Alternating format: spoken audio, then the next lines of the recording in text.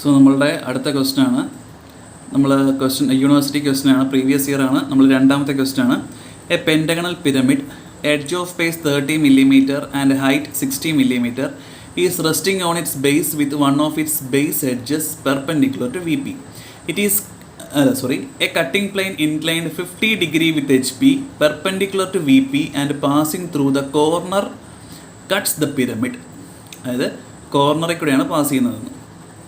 Draw the sectional front view, top view and side view of the bottom portion and true shape of the section. Side view വേണമെന്നില്ല, front view and top view and true shape of the section. Okay, ഇതാണ് question. So നമ്മൾ ക്വസ്റ്റ്യനിൽ പറഞ്ഞിരിക്കുന്ന പോലെ തന്നെ horizontal പ്ലെയിനിൽ ഒരു pentagonal pyramid വരച്ചിട്ടുണ്ട്. അതിനകത്ത് ഒരു ബേസ് എഡ്ജ്, ഏതെങ്കിലും ഒരു ബേസ് എഡ്ജ് എച്ച് പിക്ക് പെർപെൻഡിക്കുലർ അല്ലെങ്കിൽ എക്സ് വൈ ലൈനിന്, എച്ച് പി എന്നല്ല വി പിക്ക് പെർപെൻഡിക്കുലർ അല്ലെങ്കിൽ എക്സ് വൈ ലൈനിന് പെർപെൻഡിക്കുലർ ആയിട്ട് നമ്മൾ വരച്ചു. നോക്കിക്കേ, എ ബി എന്ന് പറയുന്ന base edge we pick perpendicular അല്ലെങ്കിൽ എക്സ് വൈ ലൈനിന് പെർപെൻഡിക്കുലർ ആയിട്ട് നമ്മൾ വരച്ചു. അതിൽ നിന്ന് മോളോട്ട് പ്രൊജക്റ്റ് ചെയ്ത് നമ്മൾ അതിൻ്റെ ഫ്രണ്ട് വ്യൂവും വരച്ചു.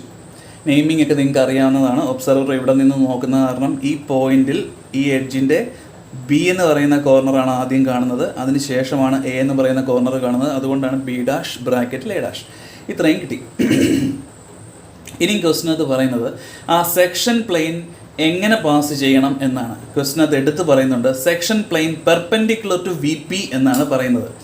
സെക്ഷൻ പ്ലെയിൻ വി പിക്ക് പെർപെൻഡിക്കുലർ ആണെങ്കിൽ ഫ്രണ്ട് വ്യൂ നമുക്കൊരു ലൈനായിട്ടാണ് കാണാൻ സാധിക്കുക. കണ്ടോ, ഇതാണ് ഇപ്പോൾ സെക്ഷൻ പ്ലെയിൻ എന്ന് വെച്ചു. അത് പെർപെൻഡിക്കുലർ ടു വി പി ആണെങ്കിൽ നിങ്ങൾ ഫ്രണ്ട് വ്യൂവിൽ, ഇതാണ് ഫ്രണ്ട് വ്യൂവിൽ നിങ്ങൾക്ക് ഒരു ലൈനായിട്ടാണ് കാണാൻ സാധിക്കുക.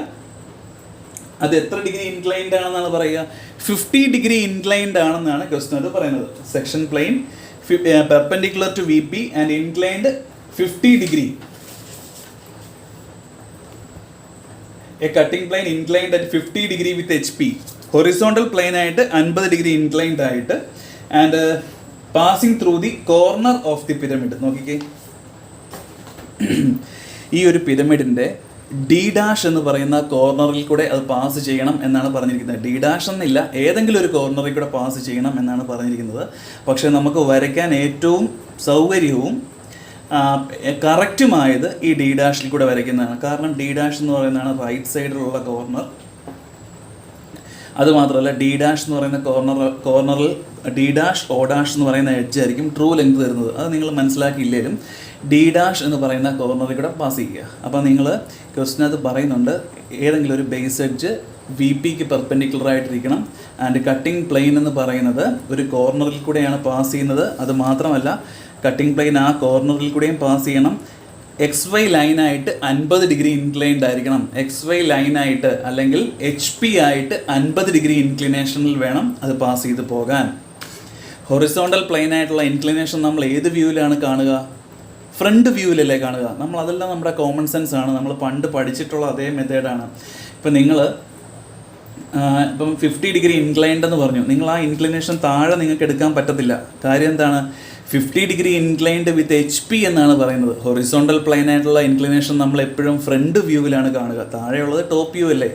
സോ ഫ്രണ്ട് വ്യൂവിലാണ് കാണുക. ഓക്കെ, അപ്പോൾ ആ ലൈനായിട്ട് കാണുന്നത് ഫ്രണ്ട് വ്യൂവിലാണ് കട്ടിംഗ് പ്ലെയിൻ പാസ് ചെയ്യുന്നത്. സോ നമ്മൾ ഈ കോർണർ മാർക്ക് ചെയ്യുക. അതിനുശേഷം പ്രൊട്രാക്ടർ വെക്കുക 50 ഡിഗ്രി. 50 ഡിഗ്രി മാർക്ക് ചെയ്യുക. ഏതാണ്ട് 50 ഡിഗ്രിയിലൂടെ കട്ടിംഗ് പ്ലെയിൻ പാസ് ചെയ്ത് പോകണം. നോക്കിക്കേ, കട്ടിംഗ് പ്ലെയിൻ എന്ന് പറയുന്നത് ചെയിൻ ലൈൻസ് ആയിട്ട് വരയ്ക്കുക. രണ്ട് എൻഡും ഡാർക്കൻ ചെയ്ത് ചെയിൻ ലൈൻസ്.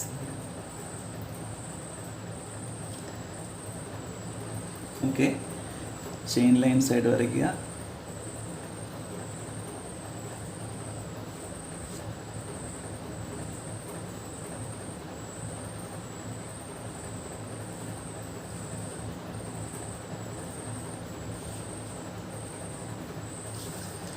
ഇതാണ് കട്ടിംഗ് ലൈൻ.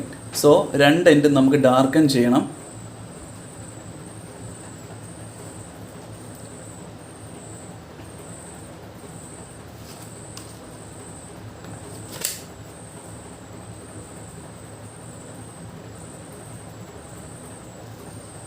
ഈ എൻഡും മുകളിലത്തെ എൻഡും നമുക്ക് ഡാർക്കൻ ചെയ്ത് കാണിക്കുക.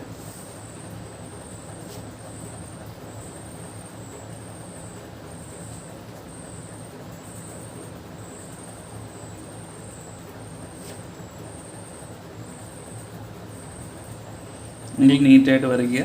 ഓക്കെ, ഇതാണ് നമ്മളുടെ സെക്ഷൻ പ്ലെയിൻ. ഇനി പഴയ പോലെ തന്നെ നമ്മൾ നെയിം ചെയ്യുക. ഈ പോയിൻ്റ്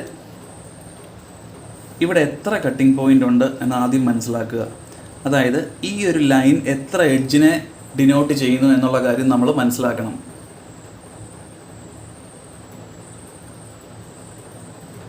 നോക്കിക്കേ, O dash B dash and O dash A dash എന്ന് പറയുന്ന 2 എഡ്ജ് അവിടെയുണ്ട്. സോ കട്ടിംഗ് പോയിൻറ്റും 2 തന്നെ അവിടെ കാണിക്കുക.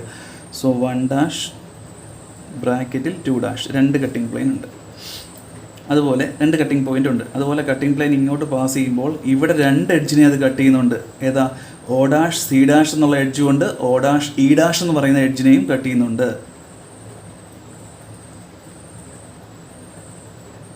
ദറ്റ് ഈസ് 3 ഡാഷ് ബ്രാക്കറ്റിൽ 4 ഡാഷ്. ഇവിടെയോ ഒറ്റ പോയിന്റിനേ ഉള്ളൂ, 5 ഡാഷ്. പറഞ്ഞ് മനസ്സിലാവുന്നുണ്ടോ? കട്ടിംഗ് പ്ലെയിൻ നമ്മൾ മാർക്ക് ചെയ്യുമ്പോൾ എത്ര എഡ്ജിൽ അത് കട്ട് ചെയ്യുന്നു എന്ന് നോക്കണം. കട്ടിംഗ് പ്ലെയിൻ ഇങ്ങനെ പാസ് ചെയ്യുകയാണ്. ഈ ഒരു പോയിന്റിൽ അത് 2 എഡ്ജിനെ കട്ട് ചെയ്യുന്നുണ്ട്. ഏതാ? O ഡാഷ് ബി ഡാഷ് എന്ന് പറഞ്ഞ എഡ്ജിനെയും O ഡാഷ് എ ഡാഷ് എന്ന് പറഞ്ഞ എഡ്ജിനെയും അത് കട്ട് ചെയ്യുന്നുണ്ട്. അതുകൊണ്ടാണ് 1 ഡാഷ് ബ്രാക്കറ്റിൽ 2 ഡാഷ് എന്ന് കൊടുത്തത്. അതുപോലെ ഈ ഒരു പോയിന്റ് എത്തുമ്പോൾ O ഡാഷ് സി ഡാഷ് എന്ന് പറഞ്ഞ എഡ്ജിനെയും O ഡാഷ് ഇ ഡാഷ് എന്ന് പറഞ്ഞ എഡ്ജിനെയും അത് കട്ട് ചെയ്യുന്നുണ്ട്. രണ്ടും ഒരു ലൈനായിട്ട് കാണിച്ചിരിക്കുന്നതേ ഉള്ളൂ. അതുപോലെ ഈ point O dash D dash എന്ന് പറഞ്ഞ ഒറ്റ പോയിന്റിനെ കട്ട് ചെയ്യുന്നുള്ളൂ. ഇത്രയും കിട്ടി. ഇനി നമ്മൾ എന്താ ചെയ്യുന്നത്? ഈ പോയിന്റ്സിനെ എല്ലാം കറസ്പോണ്ടിങ് ടോപ്പ് വ്യൂവിലേക്ക് കൊണ്ടുവരിക. 1 ഡാഷ് എന്ന് പറയുന്ന ഏത് എഡ്ജിനെ കട്ട് ചെയ്തതാണ്? O ഡാഷ് ബി ഡാഷ് എന്ന് പറയുന്ന എഡ്ജിനെ കട്ട് ചെയ്തതാണ് 1 ഡാഷ്. അതുകൊണ്ട് ഞാൻ സ്കെയിൽ ഉപയോഗിച്ച് 1 ഡാഷിനെ താഴോട്ട് പ്രൊജക്റ്റ് ചെയ്ത് O ബിയിൽ കൊണ്ട് മുട്ടിച്ചു. O ബിയിൽ കൊണ്ട് മുട്ടിച്ചു. സോ ദിസ് ഈസ് നമ്മളുടെ 1. 2 എന്ന് പറയുന്നത് O എയിലാണ്. നോക്കിക്കേ,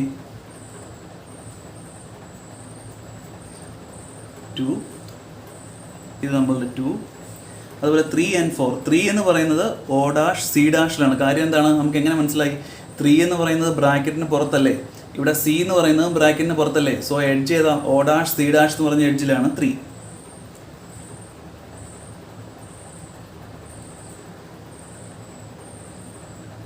ഇത് നമ്മളുടെ 3, ഇത് നമ്മളുടെ 4.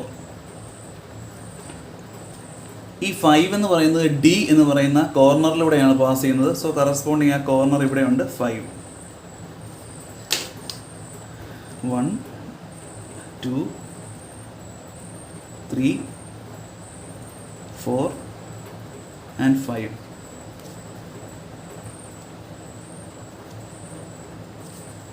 പോയിന്റ്സ് എല്ലാം കിട്ടി. ഇനി അതിനെ തമ്മിൽ ജോയിൻ ചെയ്യിപ്പിക്കുക. ഒരു ക്ലോസ്ഡ് ഫിഗർ ആയിരിക്കണം.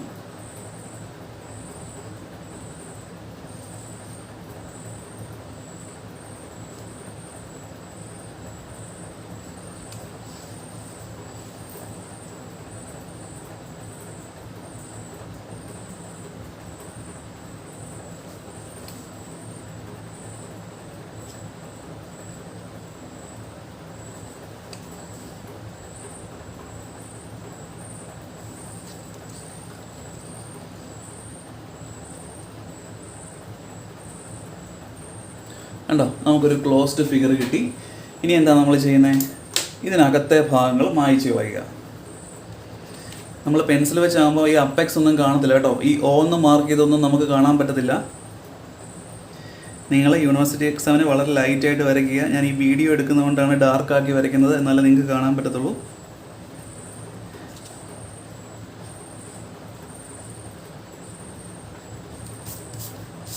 അകത്തെ എല്ലാം മായ്ച്ച് കളഞ്ഞതിന് ശേഷം നമ്മൾ ഷെയ്ഡ് ചെയ്യുക. ഷെയ്ഡ് ചെയ്യുമ്പോൾ പഴയ പോലെ 45 ഡിഗ്രി ഇൻക്ലൈൻഡ് ആയിട്ട് ഷെയ്ഡ് ചെയ്യുക. ഈ ഷെയ്ഡ് ചെയ്യുന്ന ലൈൻസിനിടയ്ക്ക് ഈക്വൽ ആയിട്ടുള്ള ഡിസ്റ്റൻസ് ആണ് വേണ്ടത്. ചുമ്മാ തുരുതുര ഇങ്ങനെ ഷെയ്ഡ് ചെയ്ത് വെക്കരുത്. ലൈൻസ് വരയ്ക്കുമ്പോൾ ഒരു ഈക്വൽ ഡിസ്റ്റൻസ്, ഈവൻ ആയിട്ടുള്ള സ്പേസിങ് വേണം.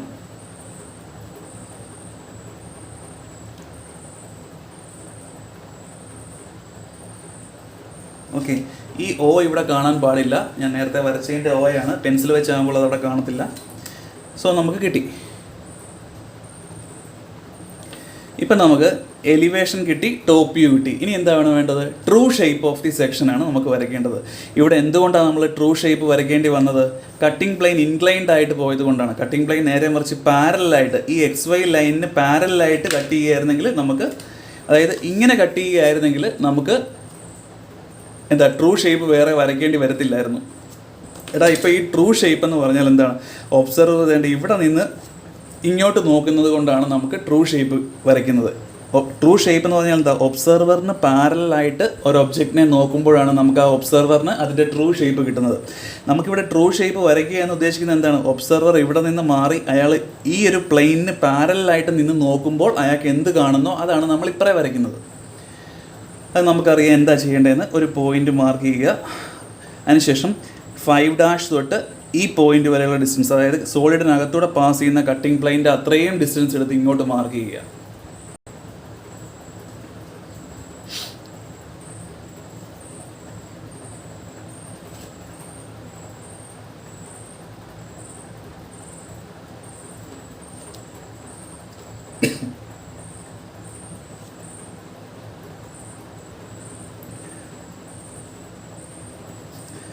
അത് നിങ്ങളുടെ ഇഷ്ടം, ഏത് രീതിയിൽ വേണമെങ്കിൽ നെയിം ചെയ്യാം. ഈ പോയിന്റിനെ വേണമെങ്കിൽ 1' and 2' ആക്കാം, ഇതിനെ 5' ആക്കാം, തിരിച്ചാണെങ്കിലും കുഴപ്പമില്ല.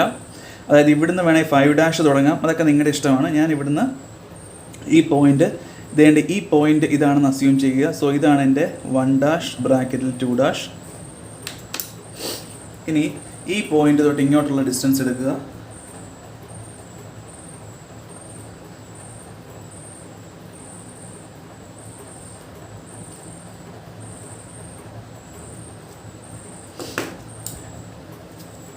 ഇതാണ് 3' ബ്രാക്കറ്റിൽ 4'. രണ്ട് നമ്മൾ നേരത്തെ എടുത്തു. ടോട്ടൽ ഡിസ്റ്റൻസ് ഇതാണ് 5'. യൂണിവേഴ്സിറ്റിക്ക് പെൻസിൽ മാത്രമേ യൂസ് ചെയ്യാവൂ, പേന യൂസ് ചെയ്യരുത്.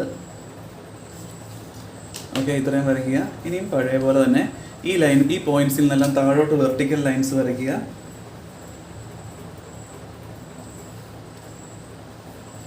അത് പ്രൊജക്ഷൻ ലൈനാണ്, ലൈറ്റ് ആയിരിക്കണം. ഇനി ഇവിടുത്തെ 1 2 3 4 നിന്നെല്ലാം റൈറ്റ് സൈഡിലേക്ക് വരയ്ക്കുക.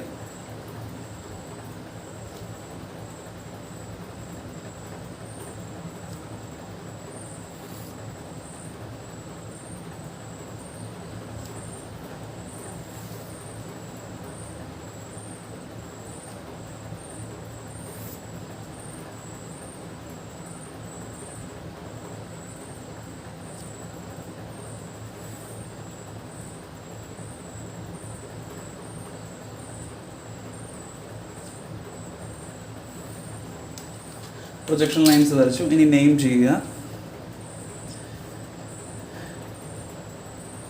1, this is 2, 3, 4, 5. സ്കെയിൽ ഉപയോഗിച്ച് ജോയിൻ ചെയ്യുക.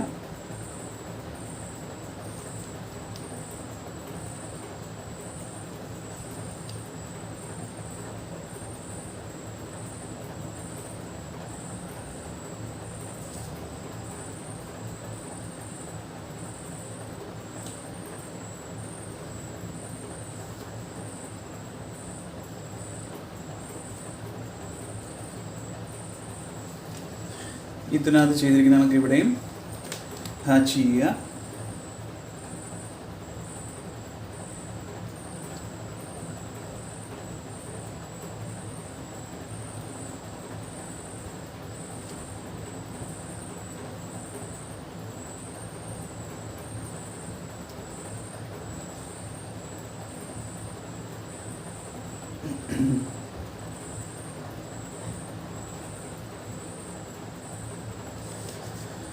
നമുക്ക് ഇവിടെ വരച്ചതിനേക്കാളും ലെങ്ത് കൂടിയ ഒരു ഫിഗറാണ് കിട്ടുന്നത്.